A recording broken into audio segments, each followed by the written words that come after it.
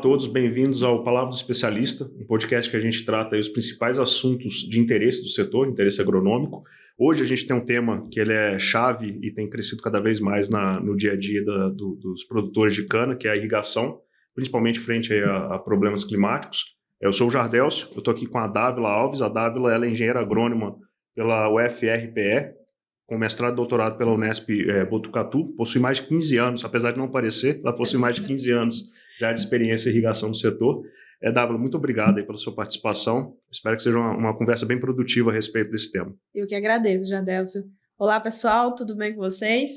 Dávila, então, hoje a gente vai trazer um tema que tem crescido na discussão do setor a cada ano que passa. Uma variável que tem impactado essa demanda de irrigação, sem dúvida, é o clima. A gente vê que o clima ele tem sido cada vez mais diverso, a gente vê uma amplitude maior climática, anos muito bons e muito ruins logo em seguida. A gente teve uma super safra ali em 23, 24 e uma safra muito desafiadora, com recorde de déficit hídrico ali em 24, 25. E eu queria trazer um pouco mais de conhecimento para o nosso público aqui a respeito de quais variáveis que precisam ser levadas em conta quando a gente leva a irrigação como uma tomada de decisão na produção de cana, tá? O primeiro ponto que eu queria trazer é quem que é esse produtor que está hoje buscando irrigação, tá? Qual que é o perfil dele, o que motiva ele, o que costuma trazer essa decisão? É segurança produtiva, aumento da produtividade em si ou é uma visão mais estratégica de longo prazo? Com relação a isso, Jardélcio, eu dividiria esses grupos, né, esses perfis de produtores em dois grandes grupos. O primeiro é aquele perfil mais técnico, mais estratégico. É aquele perfil de produtor que ele sabe que naquela janela que ele tem para produzir, ele não consegue produzir sem água. Então, ele já entendeu isso da pior maneira possível.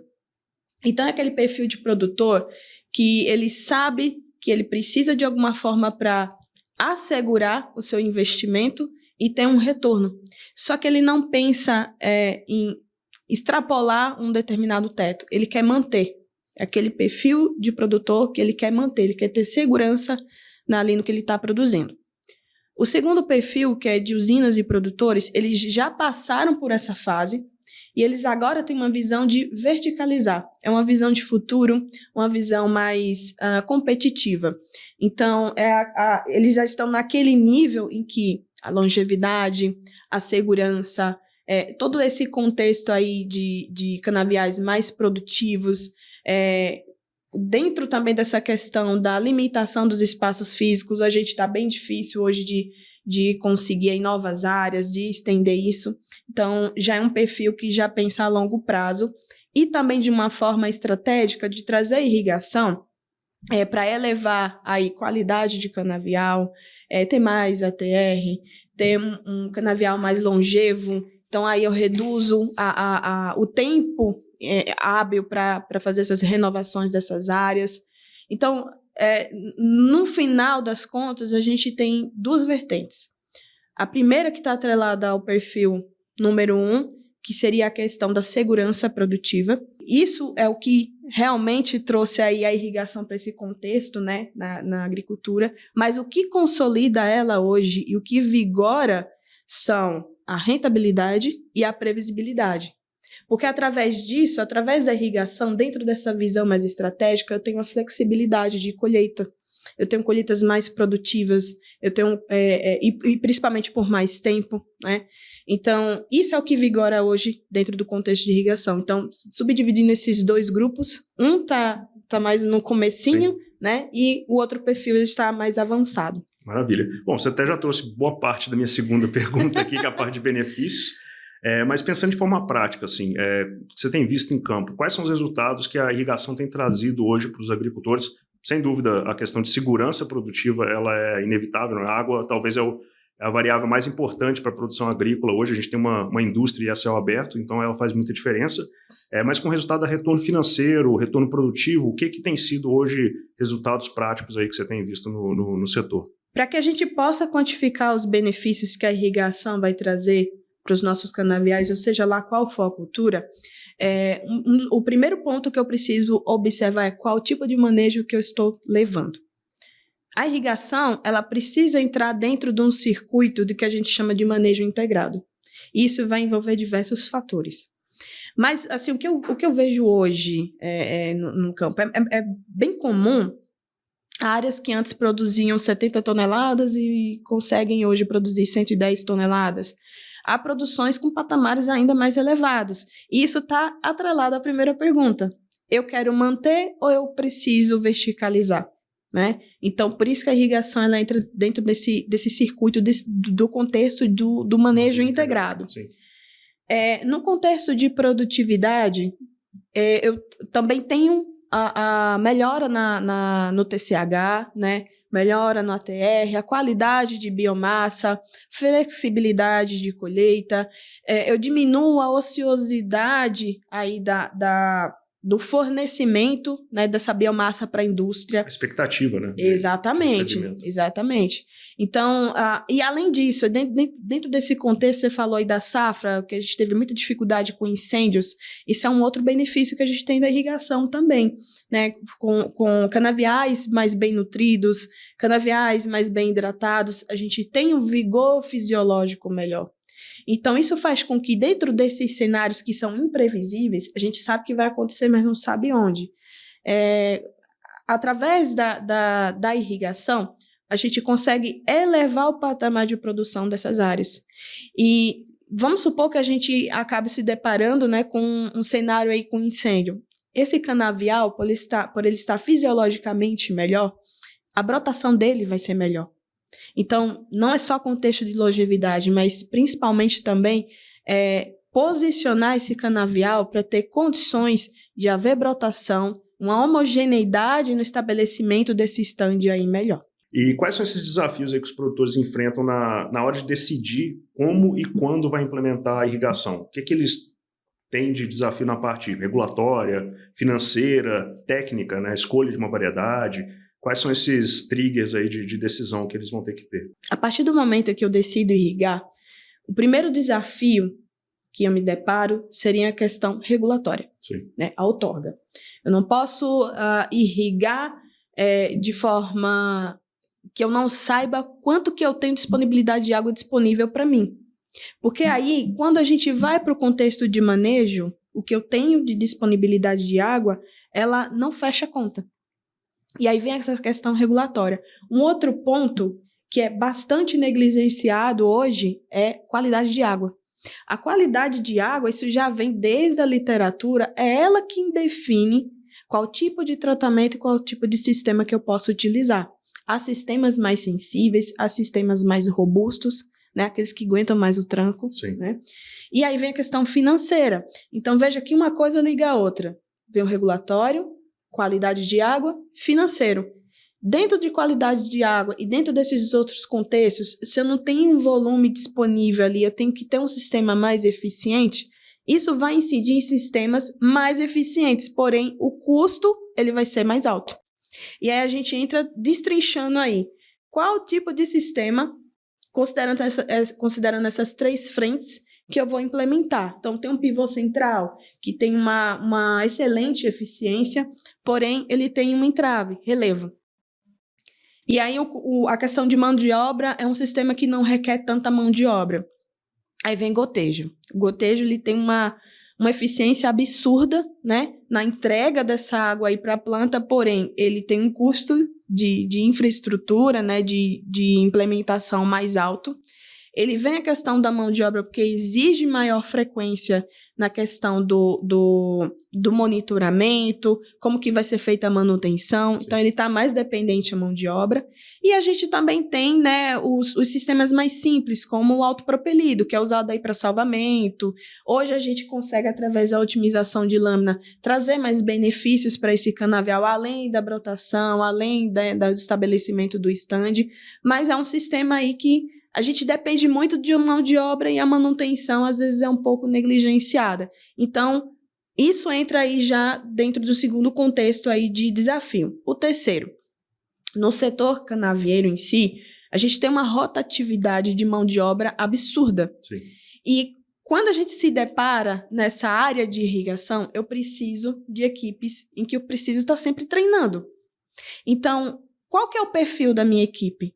É uma equipe que ela tem um olhar mais técnico? É uma equipe que vai ter ali uma responsabilidade de saber com o que eles estão lidando? Então, é um outro fator, porque eu, como produtor ou como usina, eu dependo da minha equipe para o sucesso, para que eu possa aproveitar ao máximo do meu sistema. Então, a gente passa aí desde a parte financeira para o regulatório, inclusive aí incrementando com a capacitação técnica das equipes. Por quê? Se um sistema de irrigação, ou se a irrigação ela não for feita de uma forma técnica e de uma forma com critério, porque também vem a parte de monitoramento climático, integração com o solo, qual tipo de cultura que eu estou implementando ali, que eu estou cultivando. E aí, o que acontece? Se eu não junto todos esses fatores e eu monto um sistema só por montar, a irrigação ela perde o seu papel de eficiência e passa a ser um custo. Então, o principal desafio está aí dentro desses fatores. Exatamente, não, sem dúvida, e bastante, né? Bastante. Um dos pontos que tem sido, né, também um critério de decisão tem sido, sem dúvida, a questão de variedades, né? A gente vê a falta de informação aí de variedades responsivas para irrigação de uma forma estruturada, né? A gente tem, óbvio, alguns testes sendo conduzidos dentro de clientes para poder entregar esse nível de informação, mas eu queria entender como que isso impacta o potencial produtivo, essa escolha da variedade. Porque muitas vezes a pessoa pensa só que a variedade mais produtiva é a mais responsiva para irrigação, mas que outros tipos de variáveis deveriam ser tomados em conta quando você vai decidir qual variedade que você vai produzir nesse ambiente irrigado? Bom, realmente, assim, hoje no mercado nós não temos um portfólio pronto, né, de variedades específicas para as áreas irrigadas. Mas, enquanto isso, né, enquanto as instituições de pesquisa se manifestam, né, observando e vendo a importância de se ter essa resposta, porque senão isso atrapalha todo um processo de planejamento. Eu invisto no sistema de irrigação, mas a variedade ela não responde da forma como deveria. Mas lembrando assim que o contexto variental ele está dentro do circuito lá do manejo integrado. Porque o que vai imperar aí dentro, né, do manejo seria qual a capacidade de resposta da variedade. Então, as variedades elas não respondem de uma forma linear. Algumas vão atingir um teto fisiológico aí mais cedo. Então, independentemente da quantidade de água, de aporte nutricional que eu implementar, ela já atingiu o teto dela. Já tem outras variedades que, sob excesso hídrico, ela vai ter uma maior incidência de tombamento, incidência de pragas e doenças foliares ali que são favorecidos pela umidade. E já tem aquela variedade que a cada aporte de milímetro que é realizado, ela tem um nível de resposta diferenciado. Então, hoje nós temos observações de campo. Nós temos alguns indicativos das características que são aí indicadoras de um perfil responsivo à irrigação, mas não temos ainda esse portfólio, né, algo que está se encaminhando. Então, isso vai desde uma variedade que ela tenha um alto índice de perfilhamento, uma variedade mais ereta, que isso vai reincidir na colheita, né? Eu não vou ter dificuldades com questão de tombamento. São variedades que aí ela vai ter tanto a questão do aporte de TCH quanto de ATR, então ela vai ter qualidade superior. Então, são características atreladas aí ao perfil genético, né, que vão favorecer, porque o que acontece? Quando eu trabalho com um ambiente irrigado e eu estou implementando um material genético, eu preciso entender que a irrigação ela vai modificar o ambiente de alguma forma. Ela não vai modificar o perfil pedológico, mas o nível de nutrição, tudo aquilo, todo o manejo que eu estou implementando, ele vai ser modificado. Sim. Né? E aí, quando eu entro com um material, com todas essas características, mas que no final das contas ela não me dá o nível de ATR que eu esperava, então já entra como um fator ali que é uma variedade que não é para o perfil, né, das áreas irrigadas, ou é uma variedade que ela não se encaixou ali dentro do perfil do ambiente que eu estou trabalhando. Então, há um desafio aí também, tá? De a gente chegar a essa resposta. É algo que vai exigir um pouco mais de paciência, pesquisa, um pouco mais de critério. Sim. Mas no final das contas, o que eu posso dizer, assim, diante de tudo isso? A gente consegue, através dessas observações, traçar perfis E esses perfis são caminhos para o que vai trazer aí para o futuro, que são portfólios cada vez mais robustos, com variedades voltadas aí para as áreas realmente, né, as áreas irrigadas. Legal. Acho que a boa notícia também é que, assim, isso já, como irrigação já tem sido um assunto que tem crescido, isso já está no radar das instituições de pesquisa, né? A construção pelo menos de caracterizar melhor essas variedades para a resposta no manejo irrigado, a seleção disso, então a gente pode colocar isso dentro de fases de seleção, já trazer materiais aí promissores para o manejo irrigado. Isso já está, acho que, sendo implementado aí para construir essa resposta no setor. Então, olhando para o futuro, de que forma que a irrigação ela pode contribuir para a sustentabilidade e para a resiliência produtiva dos canaviais brasileiros? Ô, Davi, o que você acha que podem ser assim, fatores que podem acelerar e ampliar a adoção do sistema irrigado hoje? Seriam alguns programas públicos que a gente pode acelerar? Seriam novas tecnologias? A parte de seleção de genética a gente já mapeou aqui como um potencial fator. Onde você vê que poderia ter esses impulsionadores do uso da irrigação no setor? Hoje a gente já tem um cenário diferente do passado, né? Antes a agricultura era vista, né, como o maior consumidor de água doce aí do mundo. Então nós éramos responsáveis por 70% do consumo da água doce aí do mundo. Hoje isso já tem mudado. Porque há um reconhecimento mundial de que a irrigação é uma das pautas atreladas aí à agricultura de maior importância para o desenvolvimento regional, né, tanto da atual quanto para as futuras gerações. Irrigação hoje é visto como sinônimo de alimento, é visto hoje como parte da solução, né, das adversidades climáticas. É parte da solução aí porque a gente precisa de aporte bioenergético. Então, a irrigação hoje ela já é vista de uma forma diferente. Então, o que eu destacaria assim, em termos de visão de futuro? Tecnologia. A tecnologia embarcada nos nossos sistemas. Hoje a gente precisa de sistemas com graus de eficiência cada vez mais aprimorados.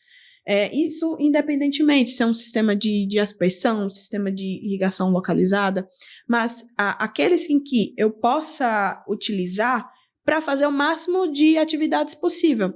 Então, aquele sistema que vem com uma tecnologia através de algoritmos que vai integrar dados de clima, de planta, de solo e traz para mim o dado do quanto que eu preciso irrigar naquele dia. Sistemas em que traz para mim uma tecnologia, uma inteligência por trás, né, de como que vai ser o turno de rega que eu posso implementar. Então, isso traz um sinônimo de eficiência. A tecnologia aliada à eficiência. Com relação aos investimentos de irrigação, como que a gente pode ver isso assim como um incentivo, né, para os produtores? Hoje a gente já tem programas governamentais, né, tanto do governo federal quanto dos governos estaduais, que reconhecem os polos irrigados, né, como uma forma de promover o desenvolvimento regional. E nós temos também os programas governamentais dos estados, que, através desses programas, ofertam linhas de crédito, né, que facilitam a adoção da irrigação e também incentivam o produtor, né, para isso. Aqui em São Paulo mesmo a gente vai ter o Irriga Mais, né, que foi lançado aí recentemente. E nós temos também programas não só para irrigação em si, mas também para infraestrutura, que são linhas de crédito também aí mais facilitadas, com taxas de juros aí mais aí dentro das condições dos produtores. Então, o que eu posso dizer assim? A gente já está no caminho. Nós já estamos muito bem adiantados. Logicamente, algumas regiões precisam pensar e mudar a forma como estão levando a irrigação. Aí volta a sua primeira pergunta, né? Aquele primeiro perfil, que a linha ainda está começando, ainda está num patamar aí de manutenção, de segurança, mas a partir do momento em que o retorno sobre o investimento ele volta aí para o produtor, ele passa a se empolgar um pouco mais, a entrar com um sistema de irrigação, pensando já na verticalização. Então, tudo é fase, tudo são caminhos que a gente vai traçando até chegar ao patamar que a gente tanto precisa. Então, hoje a gente já tem, sim, sistemas com essa tecnologia embarcada. E uma outra coisa, assim, muito interessante, fazendo aí um paralelo. Hoje nós temos, por exemplo, os smartphones, que faz uma infinidade, né, de coisas aí para o dia a dia. voltando isso para um sistema de irrigação, o que é interessante para mim, já que eu tenho dificuldade com mão de obra, já que eu tenho uma dificuldade na questão de monitoramento, como que eu posso encarar esses desafios através de um sistema de irrigação em que eu investi e que eu posso aproveitá-lo? Através dele eu poder fazer uma fertirrigação, eu poder utilizar ele para aplicar um herbicida ou algum tipo de fungicida, porque aí a minha mão de obra eu consigo desviar ou utilizar ela para uma outra atividade. Então, são sistemas não só com a tecnologia embarcada, mas que eles tenham essa oportunidade de aumentar não só a eficiência, mas também um aproveitamento. Então, no final das contas, eu destacaria que a gente está caminhando, que a irrigação hoje ela é realmente vista, ela é uma parte da solução dos riscos climáticos que nós estamos enfrentando. Ela é parte da solução bioenergética aí para o Brasil, e ela é um pilar essencial, tanto para a previsibilidade, quanto também para a segurança. Aí, isso traz um cenário muito positivo em termos de competitividade para o setor sucroenergético. Bom, excelente conversa que a gente teve aqui. Dávila, você queria ressaltar mais algum outro ponto que você tem visto aí no dia a dia, no manejo de irrigação no setor? Eu gostaria de destacar o papel da assistência técnica do CTC em irrigação. Então, você produtor que tem um sistema de salvamento, gotejamento, pivô, que deseja aprimorar seu manejo, conte com a assistência técnica do CTC, entre em contato com o seu RTV, responsável aí pelo atendimento da sua área, que a gente vai estar indo aí fazer essa visita e melhorar esse patamar de produtividade para você. E vale lembrar que a assistência técnica do CTC ela contém outras especialidades. A gente tem especialistas na área de entomologia, de fito, manejo de solos, plantas daninhas. A gente está trazendo outras, inclusive, para o dia a dia. E todos esses serviços fazem parte do pacote do CTC, então não tem nenhum custo adicional. Então, fale com o seu RTV a respeito. A ideia do CTC é realmente estar do lado do cliente e fazer vocês produzirem cada vez mais, tá bom? Muito obrigado pelo papo, Dávila, foi muito bom. E a gente encerra por aqui hoje o Palavra do Especialista e na próxima a gente vai trazer outros temas de interesse para o setor.